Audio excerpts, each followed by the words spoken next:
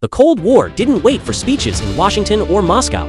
In Asia, it started the moment the guns fell silent. US troops were still unloading crates in Tokyo when Soviet soldiers were already digging trenches in northern Korea. East Asia wasn't a passive battlefield.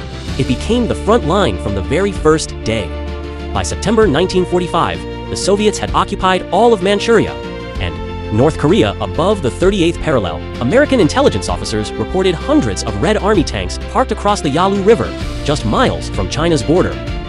Meanwhile, in the south, General Douglas MacArthur governed Japan with sweeping authority, as documented in Embracing Defeat by John Dower.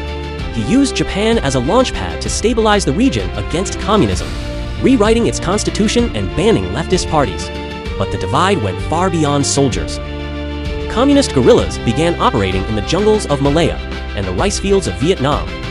British and French colonial leaders described them as rebels. The Soviets called them freedom fighters. As detailed in the Global Cold War by Odd Arne Westhead, both superpowers funneled weapons, radios, and training to their allies long before any formal treaties were signed. Korea, the divide turned sharper each week. In December 1945, U.S. diplomat Dean Acheson met Soviet envoy Andrei Gromyko in Moscow to discuss reunification. The talks collapsed in hours. A chosen recalled the moment. In his memoirs, "We were speaking English. They were speaking Russian, but the real language was power, and we both understood that fluently." The air in post-war Seoul smelled of diesel, ash, and old food. In Pyongyang, Soviet posters were plastered, stone walls showing red stars and farmers holding rifles. Radio signals from both sides jammed the airwaves, as documented by the Cold War International History Project.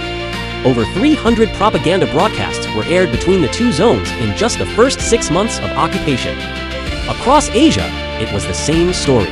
Ideologies didn't slowly arrive, they clashed head-on. From Jakarta to Hanoi, villagers didn't always know who they were fighting for, but they knew peace had not come.